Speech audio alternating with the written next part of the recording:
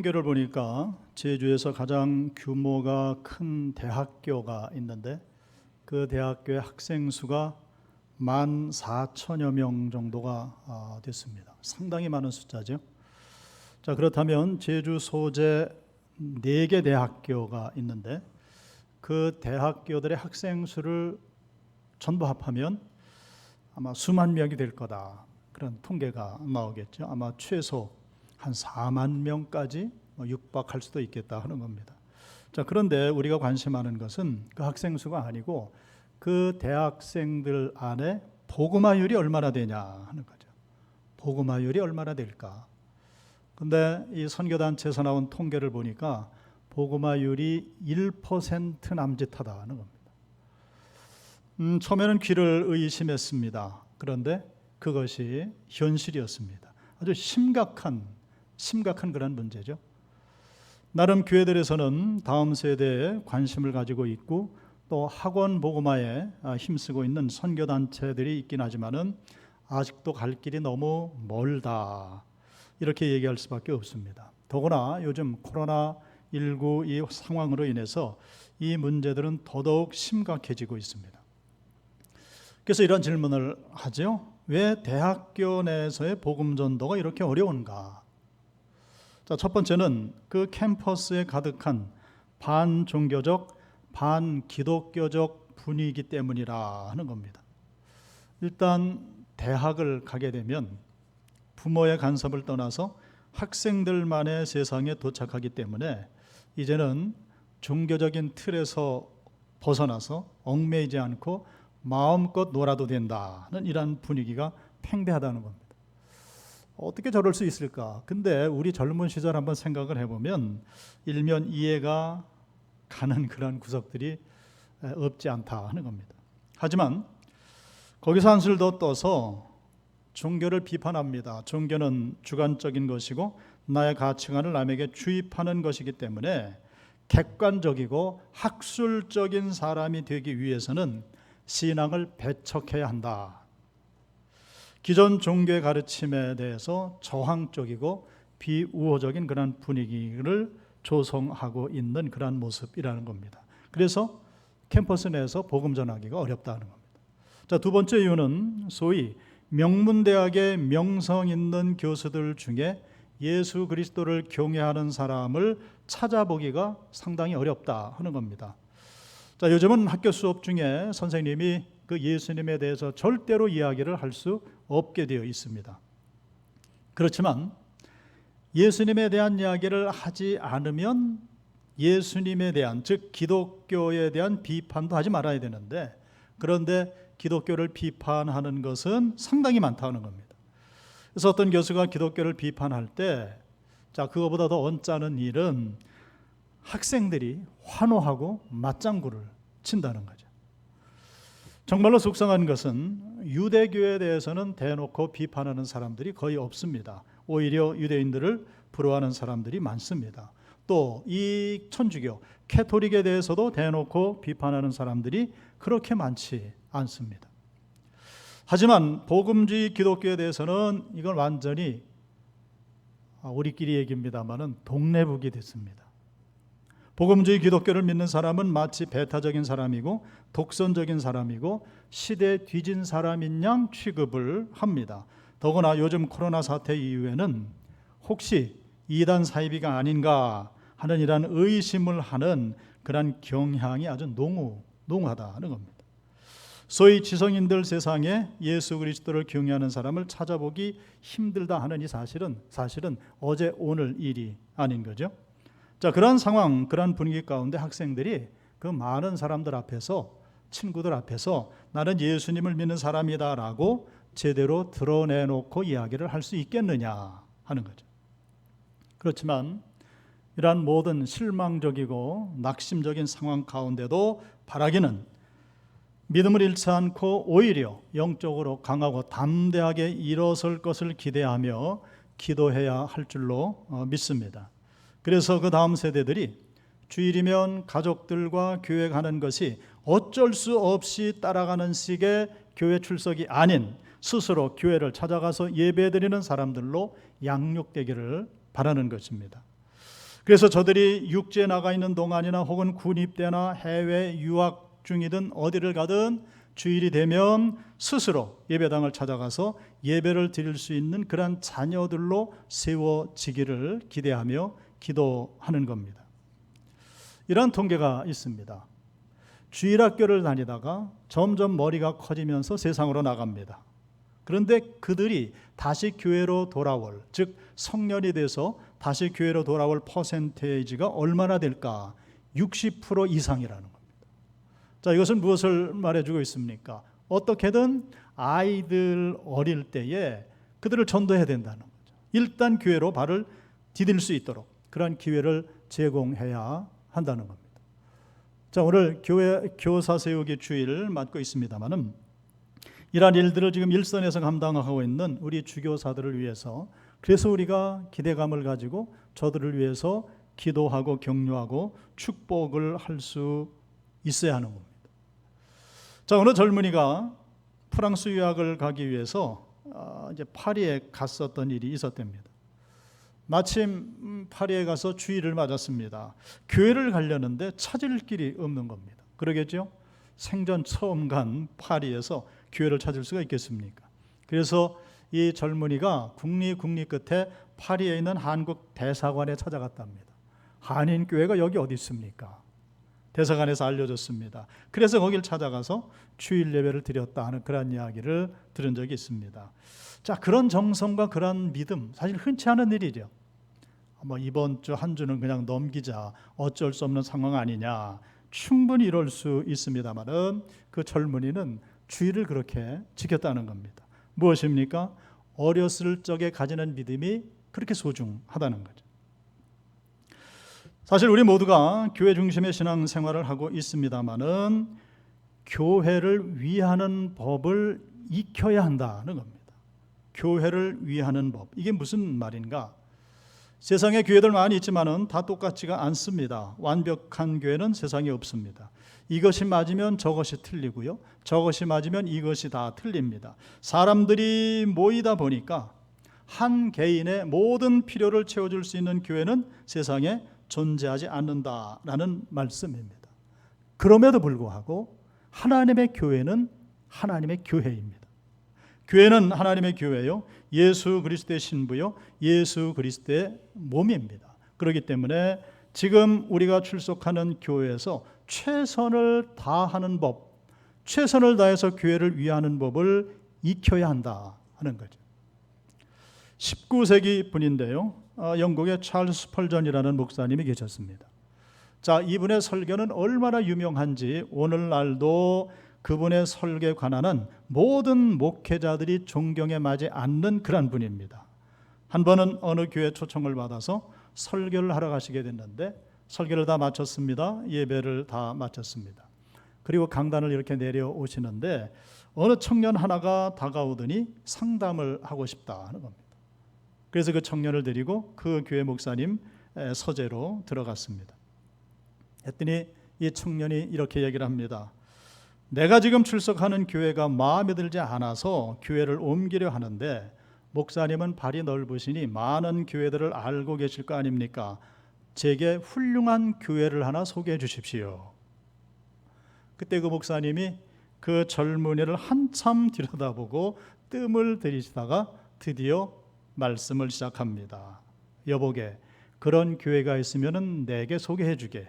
나도 교회를 옮기고 싶네. 이 청년이 그 말을 듣고 어안이 벙벙해져서 아무 말도 하지 못했죠. 그때 목사님이 결론을 줬습니다. 그런 교회는 세상에 없으니 지금 출석하는 교회를 가장 훌륭한 교회로 알고 가서 그렇게 섬기게나. 아멘입니까? 교회를 위하는 법을 배워야 한다는 겁니다. 그 교회가 이단과 사이비가 아닌 한에는 큰 교회든 작은 교회든 가릴 것 없이 교회가 내게 무엇을 해줄 것인가를 기대하는 것이 아니라 내가 교회에 무엇을 기여할 수 있는 것인가, 이것을 찾아야 된다는 거죠. 이러한 교회 섬기는 법을 배워야 한다는 거예요. 그리고 우리가 세상으로 나가면 세상에서 내가 소유하고 있는 것이 무엇이든지, 내가 세상에서 하는 일이 무엇이든지 그것을 미천으로 삼아서 성경의 진리와 구원하시는 주님의 복음의 말씀을 삶의 현장에서 증명해내는 그러한 삶을 우리가 살아야 하는 것이죠. 한 번 말씀드린 적이 있는데 경북 김천에 유명한 곰탕 식당이 하나 있었습니다. 곰탕집이요. 이 가게는 그날 준비한 식재료가 떨어지게 되면 오전이고 오후고 그냥 문을 닫습니다. 그리고 글을 붙여놓죠. 오늘 준비한 재료가 떨어져서 영업을 중단합니다. 더구나 주일날은 문을 열지 않았습니다. 처음에는 사람들이 유명한 곰탕집이라서 많이 몰려왔는데 문을 그렇게 닫으니까 많이 불평을 했습니다. 그런데 나중에 알고 보니까 이게 보통 일이 아닌 겁니다. 그들은 서울에서 내려와서 식당을 운영을 했는데 예수님의 이름을 걸고 직접 재배한 천연 재료를 사용을 했고요. 사용하는 고기나 뼈들도 순수 국산만 특별히 구입을 해다가 밤새도록 끓여내는 겁니다. 그때 한참 이 곰탕집 그 곰탕 국물에 커피 프리마를 섞는다고 아주 사회적인 문제가 됐던 때가 있는데 바로 그때입니다. 천연 재료들로 밤새도록 푹푹 끓여서 이 사람들이 올 때 최고의 서비스로 최선을 다한 그 음식을 대접을 했죠. 그래서 그 식당이 김천 지역뿐만이 아니라 전국적으로 주님의 이름을 높인 그러한 식당이 됐습니다. 그런 사람을 또 가만 놔두지 않지 않습니까? 기독교 신문 기자들이 쫓아가서 취재를 해봤더니 서울의 어느 교회, 이름을 대면 다 아는 교회입니다. 그 교회 집사님 내외였는데 이들이 서울 살다가 주님의 복음을, 사랑의 복음을 전하기 위해서 일부러 김천으로 내려가서 식당을 운영을 한 겁니다. 그런데 하나님 귀한 길을 열어주셨던 거죠. 전국적으로 주님의 이름을 높이고 그들이 한 5, 6년 식당을 운영하다가 이제는 다 됐다 해서 다시 서울로 올라갔다는 그런 말 들었습니다. 자, 세상 사람들이 하나님에 대해서, 예수 그리스도에 대해서 고개를 갸우뚱갸우뚱하는 이유는 그들이 주님을 많이 알기 때문이 아니고요, 충분히 알지 못하기 때문이라는 것.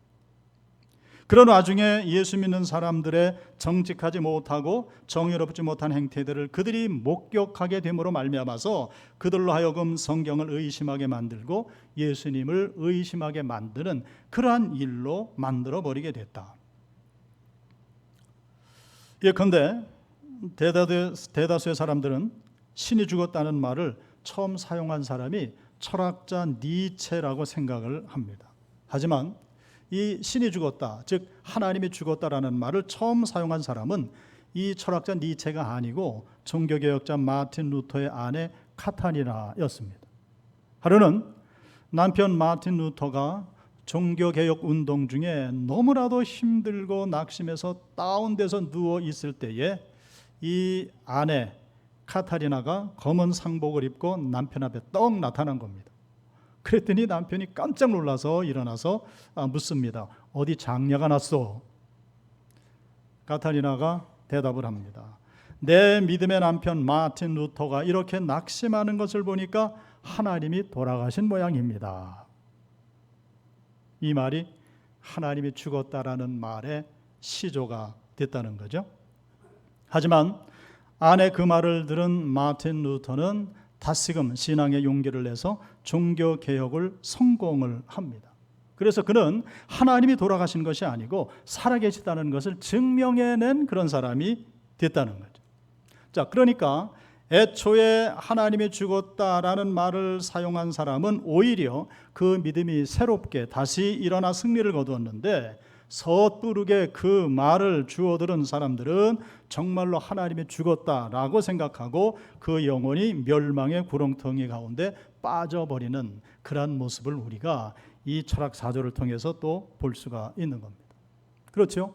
똑같은 환경, 똑같은 여건인데 누구는 신앙을 잃어버리고 누구는 오히려 신앙을 지켜내더라 하는 겁니다. 자, 제가 조금 전에 김천의 곰탕집 이야기를 해드렸는데요. 아마 이런 이야기 들으면 어떤 분들은 이거 유치하다, 그건 아전 인수격의 해석이 아니냐, 이렇게 생각하실 분이 없진 않겠죠. 그러나 제가 지적하고 싶은 것은 왜 똑같은 세상을 살면서도 어떤 사람은 믿을 만한 이유를 발견을 하는데 왜 어떤 사람은 의심할 만한 이유만 눈에 보이는가 하는 거죠. 결국 사람은 자신의 선택과 자신의 영혼에 대해서 책임질 수밖에 없는 존재가 된다는 것입니다. 마치 예수님이 십자가에 달리셨을 때 한 강도는 예수님을 저주했고 다른 한 강도는 예수님을 신뢰했던 것과 같지 않습니까? 그 한 강도는 왜 저주했는지 그 이유를 우리가 알 필요는 없습니다만은, 그러나 예수님을 신뢰한 강도는 어떤 이유로 예수님을 신뢰했는지 그 이유를 우리는 반드시 성경을 통해서 알 필요가 있는 줄로 믿습니다. 소돔과 고모라 성이 유황불로 멸망할 때 대부분의 사람이 죽지 않았습니까? 그런데 롯은 거기서 건짐을 받았습니다. 다 유황불로 죽었는데 어떻게 롯 혼자만 살아남을 수가 있었는가? 이것을 우리는 성경에서 발견해야만 하는 것입니다. 자, 가나안 사람들은 우물을 팔 줄 몰랐는데 이삭은 어디를 가든 물이 터져나오는 우물을 팔 줄 알았습니다. 다 똑같은 사람인데 어떤 사람들은 우물을 팔 줄 모르는 환경에서 어떻게 해서 이삭은 어디를 가든지 우물물을 팔 수 있었는가? 그 이유를 우리는 성경에서 알아야 한다는 겁니다. 또 애굽에 7년의 흉년이 들어서 온 나라가 멸망할 것을 아무도 알지 못했는데 어떻게 요셉만 그것을 알고 미리 대비해서 나라를 구원하고 자기 집안을 구원할 수가 있었는가? 그 이유를 성경을 통해서 우리는 터득할 수 있어야 하는 것입니다. 자, 이런 것들이 오늘 설교 본문과 무슨 상관이 있는가? 아주 상관이 깊습니다. 자, 오늘 본문은 예수님에 대한 이야기입니다. 자, 많은 사람들이 예수님을 믿기 힘들어하는 이유는 예수님이 우리와 다른 점을 너무나도 크게 부각시켜 놨기 때문이라는 거죠. 예를 들면 예수님의 기적사건, 예수님의 신성, 예수님의 거룩함, 이러한 것만 강조하다 보니까 예수님에 대한 믿음을 소유하기보다는 예수님을 신화로 여기고 예수님의 이야기를 지어낸 이야기로 여기고 결국 성경의 모든 기록을 신뢰하지 못하는 그런 결과를 낳는 경우들도 있더라. 자, 그렇다면 예수님이 하나님의 아들이시고 성자 하나님이시라는 주장은 무엇을 뜻하는가? 그것은 예수님께서 이 땅 오실 때에 모든 하늘의 특권을 포기하고 버리고 오셨음을 말씀을 하시는 거죠. 빌립보서 2장 6절로 8절 말씀 그대로입니다. 그는 근본 하나님의 본체시나 하나님과 동등됨을 취할 것으로 여기지 아니하시고 오히려 자기를 비워 종의 형체를 가지사 사람들과 같이 되셨고 사람의 모양으로 나타나사 자기를 낮추시고 죽기까지 복종하셨으니 곧 십자가에 죽으심이라. 여기 7절 말씀 보면 사람들과 같이 되었다 하는 이런 고백이 있습니다. 이것은 오늘 본문과 일치하는 말씀이죠. 오늘 본문의 17절 상반절을 보시면요, 그러므로 그가 범사에 형제들과 같이 되심이 마땅하도다, 이 말씀입니다. 예수님이 하나님의 아들이시지만은 형제들 곧 사람들과 같이 되셨기 때문에 예수님을 위대하게 믿는 것이고 신뢰하는 것이죠. 자, 예수님께서 이 땅에 오셨을 때는 하나님으로서의 모든 특권을 포기하고 오셨습니다. 그러니까 저와 여러분들에게 인자가 되셨죠. 저와 여러분들처럼 인자가 되셨다는 겁니다. 자, 이것이 우리에게 시사하는 바가 아주 많은데 한 4가지 정도로 정돈을 해보겠습니다. 첫째는 이것은 인간됨에 대한 긍정사건이라 말을 합니다. 자, 보세요. 사람의 인간됨은 이건 죄가 아닙니다. 사람의 인간됨은 부끄러운 게 아니고 모자란 게 아닙니다. 우리가 그리스도인이 된다는 말은 인간됨을 멈춘 사건이 아니라는 거죠. 우리가 알아야 될 것이 하나님의 아들이 인간이 되셔서 인간으로 이 땅에 오신 것은 인간됨에 대한 놀라운 긍정 사건이라 하는 것인데요. 그래서 우리의 구원 사건에 이것이 적용이 됩니다. 사람이 의인이 되기 위해서 지금 나의 존재 그 이상의 존재, 어떤 초월적인 존재가 될 필요가 있습니까? 없습니까? 초월적인 존재가 될 필요가 없습니다. 사람은 그대로 귀중한 존재고요. 사람은 그대로 아름다운 존재고요. 사람은 그대로 하나님의 형상대로 지음받은 존재입니다. 비록 우리가 죄 가운데 빠져 살고 있지만은 하나님께서는 우리가 얼마나 귀하고 아름다운 존재인지 당신의 아들을 희생하시면서까지 저와 여러분들을 구원하기를 원하셨다는 거죠. 그러므로 예수님이 우리와 같이 되셨다라는 말은 인간됨에 대한 긍정 사건이다, 그렇게 말을 합니다. 자, 두 번째로 예수님이 우리와 같이 되셨다는 것은 우리가 예수 그리스도를 닮는 것이 불가능하지 않다라는 것을 가르쳐주는 그런 말씀입니다. 예수님이 하나님으로만 사셨다면 우리는 예수 그리스도를 닮을 수가 없습니다. 그것은 불가능한 일입니다. 그렇지만 우리와 똑같이 인간이 되셔서 이 땅에 오셨습니다. 그래서 예수님은 이 땅에 계실 때에 믿음으로 사셔야 했고요, 기도 생활을 하셔야 했고, 하나님의 말씀을 순종하셔야 됐고, 모든 범사에 참고 인내하셔야 됐고, 마음이 언짢을 때가 있었고, 섭섭할 때가 있었고, 고독할 때가 있었고, 배고플 때가 있었고, 목마를 때가 있었습니다. 마치 우리들처럼 말이죠. 우리가 겪는 모든 시험을 예수님 다 당하셨는데 바로 그것이 예수님이 우리와 같이 되셨다라는 그러한 뜻입니다. 하나님의 아들로서 모든 특권을 누린 것이 아닙니다. 시험이라든가 죄의 유혹에 대해서 예수님이 특별한 하나님의 보호를 받으셨다라는 그런 말씀이 아니고, 우리와 똑같이 모든 시험에 노출됐지만은 우리와 다른 것 하나, 그분은 죄를 범하지는 않았다 하는 거죠. 이 모든 것들을 우리가 미뤄볼 때 하나님의 아들이기 때문에 그렇다라고 넘어갈 수가 없다는 거죠. 왜요? 우리와 범사에 똑같이 되셨기 때문에. 그렇기 때문에 예수님이 우리와 같이 되셨다면 우리도 예수님처럼 예수님을 닮아서 살아갈 수가 있다 하는 것을 우리에게 보여주신 거죠. 할렐루야. 자, 세 번째는 예수님이 우리와 같이 되셨다는 말은 그러므로 예수님께서 인류를 대표하실 수 있었다 하는 그런 말씀입니다. 자, 17절 하반절을 보시면 하나님의 일에 자비하고 신실한 대제사장이 되어 백성의 죄를 속량하려 하심이라, 이렇게 말씀을 합니다. 백성의 죄를 속량하려 하심이라. 대제사장은 하나님 앞에서 모든 인간을 대표하는 사람을 말합니다. 자, 예수님께서 우리와 같이 되셨기 때문에 하나님 앞에서 우리를 대표하실 수가 있었고요, 하나님 앞에서 우리를 대신하실 수가 있었고, 하나님 앞에서 우리의 모든 죄를 대속하실 수 있는 그러한 구세주가 되셨다는 겁니다.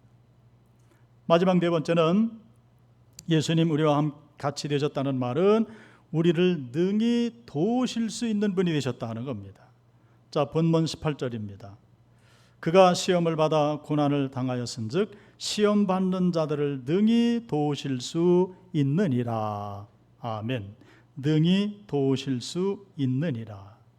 예수님이 그러셨다는 거예요. 예수님이 우리와 같이 되셔서 범사의 형제와 같이 되셨기 때문에 우리를 긍휼히 여기시고 우리의 모든 것들을 함께 채울하시는 분이라. 우리의 연약함을 이해하시는 분이라. 그러므로 예수님께서 우리를 도우실 수 있는 분이 되셨다 하는 겁니다. 예수님은 어제도 도와주셨고요, 오늘도 도와주셨고 또 내일도 도와주실 겁니다. 바라기는 예수님을 온전히 닮는 저와 여러분들이 되셔서 주님의 귀한 도우심을 받아서 지금 세상이 혼탁하고 기독교를 반대하고 비난하고 조롱하는 이러한 와중에서도 서두에 말씀드렸습니다마는 믿음의 정죄를 지키고 그 믿음으로 우리의 삶의 현장 가운데 주님 살아계심을 아름답게 드러낼 수 있는 그러한 백성들이 될 때에 하나님 영광 받으시고 모든 세상의 질서들을 하나님 바꾸어 주실 줄로 믿습니다.